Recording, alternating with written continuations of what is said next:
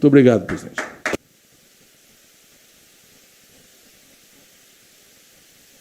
Olha, primeiro eu queria agradecer ao Aloysio Mercadante, presidente da Fundação Perseu Abramo, pela convocação desse encontro que nós estamos participando hoje. Nós viemos de Porto Alegre, numa agenda muito complicada, um dia para fazer coisa de 10, e eu não imaginei que ia ter esse encontro hoje, eu imaginei que era domingo. Mas aí me parece que não deu certo o domingo, mas no sábado mesmo. E o que é triste é o seguinte, gente, o que é triste é que a gente começa a perceber, depois da fala de todo mundo, que o país andou para trás. Ou seja, aquelas coisas que deixavam a gente contente, ou seja, a melhoria na qualidade da educação, a melhoria das bolsas para as pessoas estudarem, sabe, fora do país, o financiamento, tudo isso acabou, Alckmin. Ou seja, como se o vento, você montasse um conjunto para produzir energia eólica e depois o vento mudasse de lado, ou seja, ao invés do vento vir na direção de rodar, ele mudasse de lado, ou seja, parece que as coisas retrocederam numa dimensão impossível de a gente imaginar. Nós temos feito, nessas viagens nossas, eu tenho feito muitas plenárias com artistas, porque eu estou pensando que se a gente, sabe, trabalhar muito, não é sorte não, é trabalhar muito e a gente ganhar as eleições, a gente não apenas vai recuperar o Ministério da Cultura, sabe, na sua dimensão maior, como a gente vai ter que criar comitês de cultura no Brasil inteiro para que a gente não seja dominado pela cultura do centro-sul do país, para que a gente possa nacionalizar de verdade o potencial cultural do nosso país. Nós temos feito reuniões com outros agrupamentos, fizemos com cooperativa. Eu descobri uma coisa extraordinária no debate com as cooperativas, João Paulo. Quando eu fui eleito em 2003, o Ricardo Berzoini era ministro da Previdência Social, a gente fez uma reunião com o Meirelles e nós fizemos mudança na legislação de cooperativa para facilitar a criação de cooperativa. E, para minha surpresa, não surgiu tantas cooperativas novas. Cresceu o número de cooperados, ou seja, as cooperativas que já existiam cresceram. Mas não aconteceu o milagre que eu achava que ia acontecer de criar um monte de cooperativa. E aí o que nós descobrimos? É que a cooperativa, sabe, é como uma árvore, ela não nasce com as folhas. Se você plantar as folhas, ela não vai nascer, você tem que plantar a raiz dela.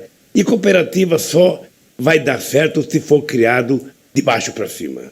Se os cooperados sentirem a necessidade de que é preciso criar uma cooperativa. E com esse mundo de desemprego, eu fiquei pensando, imagina a quantidade de cooperativas que a gente pode criar nesse país, com mulheres, com adolescentes, com desempregados, para fazer um replantio de verdade nesse país.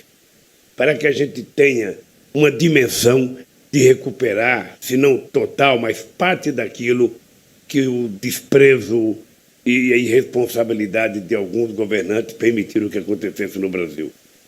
E a geração de emprego é uma coisa muito importante nesse instante, porque o emprego ele resolve parte dos grandes problemas que nós temos hoje, inclusive a desgraça da violência, né? Eu fiquei muito entusiasmado no debate com cooperativa, cada vez está melhor o debate com os artistas, o debate com reitores, já fizemos debate com reitores em Juiz de Fora, fizemos em Porto Alegre, fizemos no Rio de Janeiro, e cada cidade que a gente visitar, a gente vai tentar pegar as experiências locais e tentar fazer reuniões para que a gente melhore a nossa governança. Primeiro, não seria possível a gente ter feito o que fez quando estávamos no governo na questão ambiental, se não fosse o aprendizado com vocês, se não fosse a pressão de vocês, se não fosse, às vezes, até a dureza de vocês, ou seja, eu acho que nós acertamos nos ministros, a Marina foi uma extraordinária ministra, o Mink foi...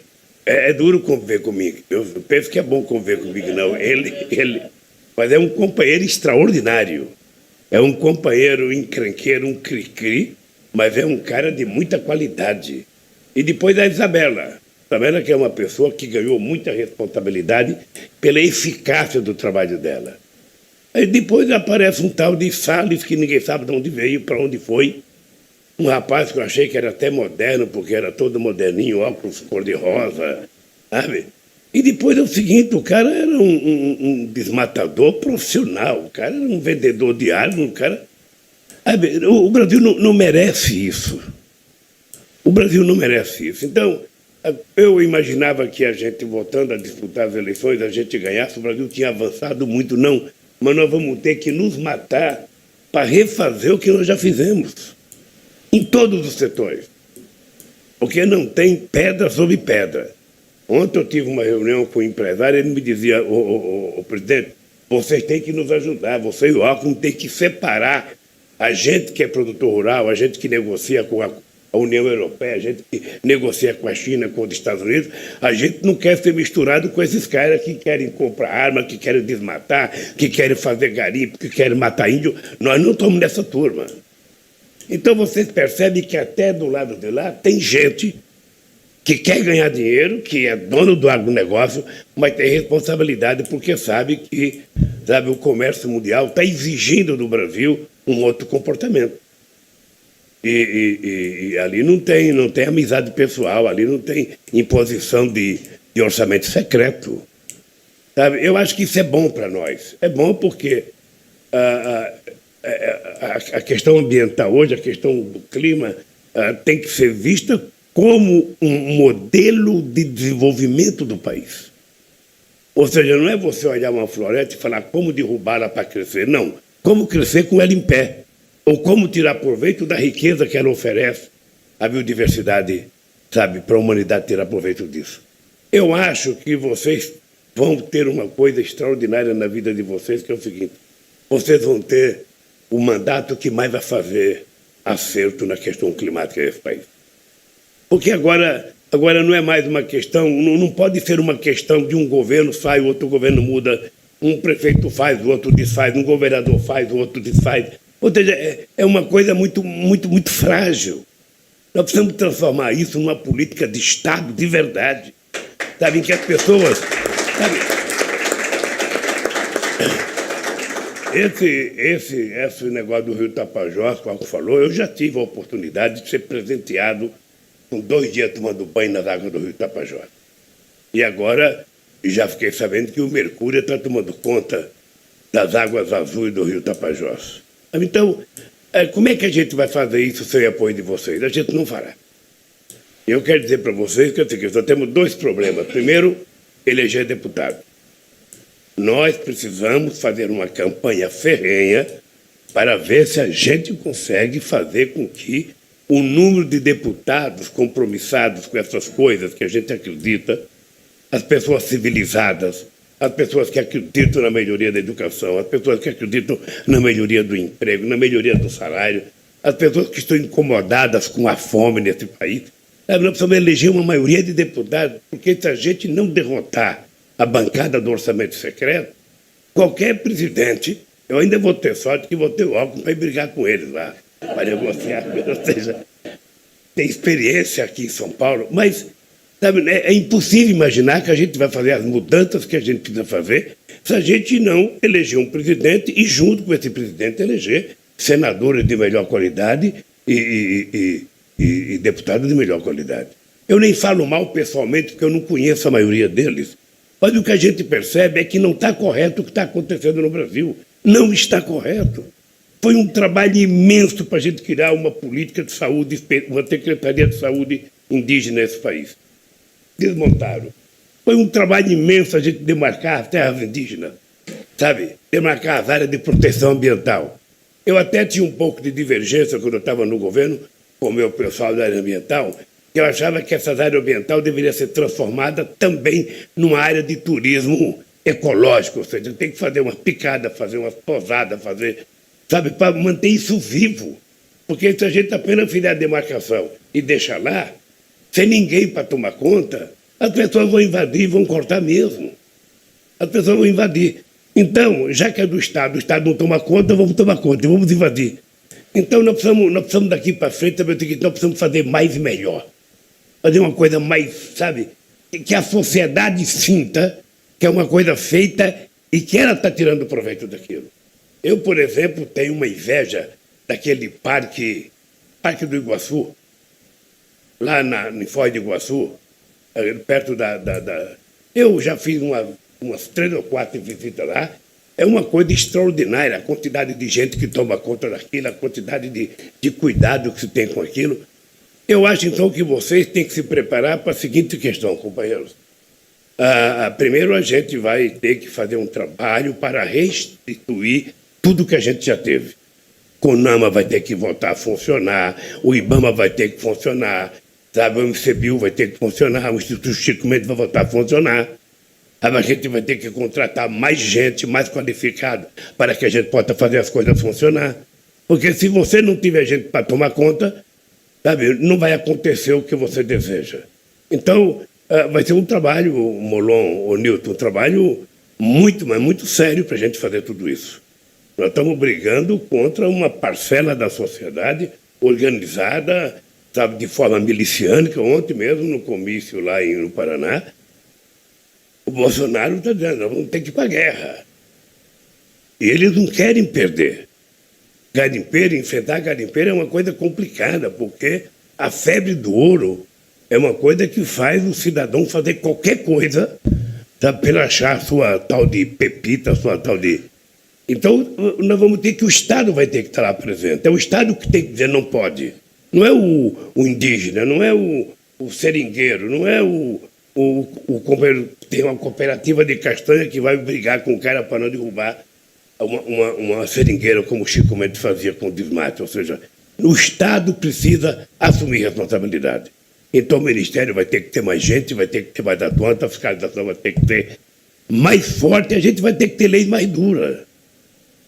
Sabe, eu fico imaginando, nessas queimadas todas que a gente vê, eu lembro que a gente fica discutindo de quem é a culpa, se é do governo, se é do IBAMA, se é do Estado. Não, é preciso chamar o prefeito da cidade onde está tendo a queimada, porque ele pode ser amigo do fazendeiro, ele pode ser o próprio fazendeiro. Sabe, se a gente não responsabilizar as pessoas vão falar, bom, está queimando na minha cidade, mas não é comigo. E nós temos, então, que fazer com que o Estado recupere, sabe, a relação antifederativa que nós já tivemos. Nós vamos ter que fazer reuniões com governadores, vamos ter que fazer reunião com prefeitos. Se estiver pegando fogo no Pantanal, a gente tem que chamar todos os prefeitos da região, sabe, envolvê-los na solução do problema, para que a gente possa, sabe, sair das brigas intermináveis e entrar nas soluções que serão o que o povo espera. Bem, o que vocês entregaram aqui, nós já devemos ter um documento mais ou menos elaborado. Nós vamos ter que, em algum momento, Luiz, apresentar para a sociedade brasileira qual será a nossa proposta de política ambiental, qual será a defesa do planeta que a gente vai fazer a partir do território brasileiro. Eu vivi o orgulho do Brasil ser referência na questão climática, desde o encontro de Copenhague, em 2009, que o Brasil ganhou uma projeção muito grande. Em 2009, só para você ter ideia, aquele encontro ele estava organizado para 2 coisas. Primeiro, a União Europeia estava sob orientação dos Estados Unidos, estava querendo abrir mão do protocolo de Kyoto. Os Estados Unidos ainda não tinham assinado o protocolo de Kyoto. E queriam responsabilizar a China pela poluição do planeta.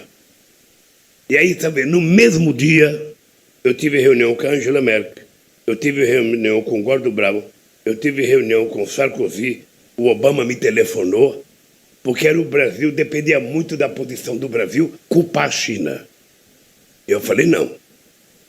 O Brasil sabe que a China está poluindo, mas se a gente quiser estabelecer uma certa dureza com a China, nós precisamos fazer uma certa dureza com quem criou a industrialização no planeta Terra. A Inglaterra tem um contencioso com a questão climática, os Estados Unidos têm um contencioso.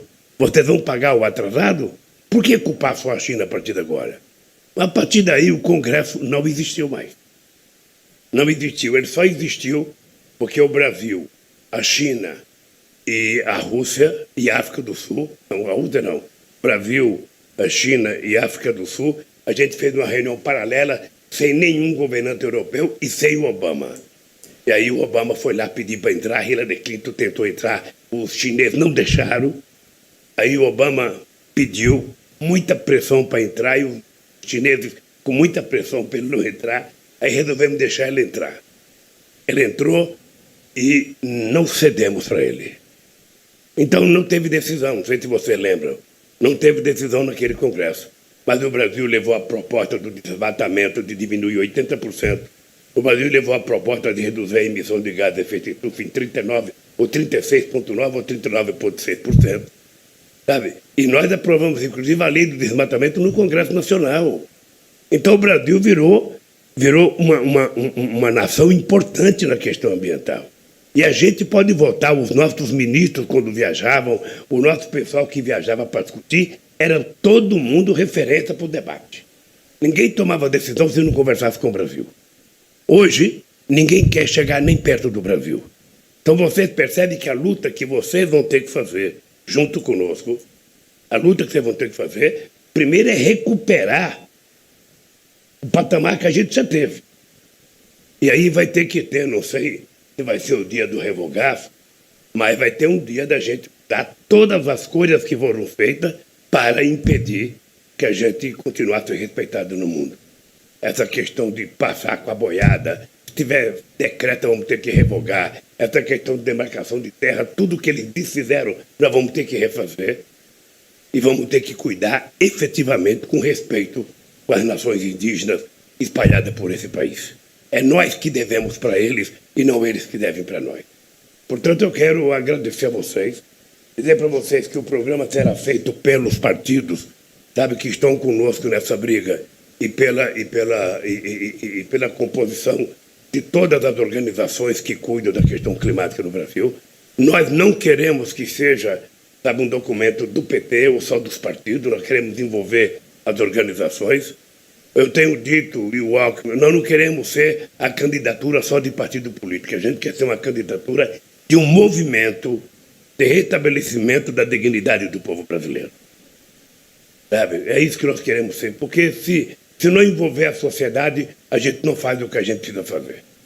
Então é preciso ter, e aí eu quero dizer alto e bom som, é preciso ter a pressão da sociedade, sabe? A pressão da sociedade para que a gente possa ter coragem, sabe, de enfrentar os nossos algozes e fazer o que precisa ser feito. Porque sabe como é? Chega na Câmara, tem que negociar, porque não sei quem não quer, então, quando você começa a negociar muito, você termina perdendo. Tá? Quando a iniciativa é do adversário, você negocia para ganhar. Mas quando a iniciativa é nossa, que eles querem negociar, é para a gente perder. Então, nesse negócio, não tem meio termo. A gente tem que ter coragem de dizer, não haverá garimpo em terra indígena nesse país. A gente tem que dizer. Sabe, não tem importância que garimpeiro fale, então não vou votar em vocês, não vou votar, não tem problema. Sabe, não tem problema. A outra coisa, as terras que forem demarcadas como áreas de proteção ambiental terão que ser respeitadas. Não vai ter concessão. E a outra coisa importante, que vocês estão diante de duas pessoas que gostam de conversar, é que nós vamos restabelecer a nossa relação com o mundo. Nós vamos restabelecer. Nós fizemos aquele primeiro acordo Alemanha, Noruega e Brasil, o Acordo Fundo Amazônia. A gente pode criar outras fontes de financiamento. A gente pode, em 2010, quando eu fui visitar o IAPOC, a ponte Brasil-França, eu tinha proposto para o Sarkozy que era importante que a França, como o único país europeu, sabe, com fronteira na Amazônia, fronteira com o Brasil e com território amazônico, eu tentei falar para ele fazer uma universidade da biodiversidade, sabe, Brasil-França. E ali trazer o mundo para que a gente pudesse explorar toda a nossa riqueza e saber o que a gente pode extrair daquela riqueza para que o povo amazônico viva decentemente. né? Porque nós temos sempre que pensar dos 28 milhões, a gente falava 25, mas o Jorge Viana já falou 28, eu não sei se já falou 28, ou seja, que seja 28, sabe? Mas, de qualquer forma, aquelas pessoas têm que ter perspectiva de trabalho, têm que ter perspectiva de viver, e se a floresta puder dar para eles as condições deles terem como sobreviver com a floresta em pé, tanto melhor para o mundo e tanto melhor para nós. E eu acho que aí a gente vai conseguir muito financiamento. Eu quero dizer, para terminar, dizer para vocês que há uma expectativa muito grande com a possibilidade da nossa vitória. Há uma expectativa há uma expectativa muito grande em todo o continente africano, há uma expectativa muito grande em toda a União Europeia, há uma expectativa muito grande em toda a América do Sul, e eu acho que há uma expectativa, sabe, em outros países que a gente não conhece, mas pobre, porque do Brasil, na questão climática, depende muito da ação do Brasil, mas não é só na questão climática, é na questão da pobreza, na questão do combate à fome. Nós fizemos uma política que deu certo, e ela pode ser recuperada, e ela pode dar certo outra vez. E vocês sabem do lema: acabar com a fome é colocar o pobre no orçamento da União e o rico no imposto de renda. Se a gente fizer isso, é meio caminho andado. Tá bem? Então, que tipo de indústria a gente pode fazer, sabe, na Amazônia? Que tipo de coisas que existe para a gente explorar? Eu, por exemplo, já visitei várias vezes a cooperativa de castanha de seringueiro no Acre. Sabe? A nossa fábrica de preservativos, não sei se fechou lá no Acre. Mas aquilo foi um sonho extraordinário nosso de valorizar, sabe, os nossos seringueiros lá. Então é importante que quando a gente vai trabalhar o programa, Luiz, a gente tente saber de lá quais as possibilidades, as expectativas de geração de emprego. Porque é isso que vai fazer o povo ter certeza que a gente vai cuidar deles. Tá? No mais, Luiz, obrigado mais uma vez, obrigado a cada companheira, a cada companheiro que está aqui. Eu espero que vocês continuem não apenas nos ajudando, vocês continuem nos ensinando e cobrando de nós o que a gente tem que fazer. Sabe? Porque eu digo sempre que político precisa ter sempre o povo mordendo o calcanhar dele. Sabe? Se vocês derem moleza, a gente pensa que está tudo bom e não faz mais nada. De vez em quando um gritinho acorda a gente. Tá? Eu quero que vocês saibam que o programa, sabe, sobre a questão do clima nesse país vai depender muito de vocês que trabalham com isso a vida inteira. Tá bem? Então, obrigado a vocês, um abraço. E só antes de encerrar, nós esperamos que quando tiver pronto o programa, que você montar a comissão que vai aprovar o programa, a gente convoca um bom evento com todas as entidades para que a gente possa lançar o nosso programa ambiental.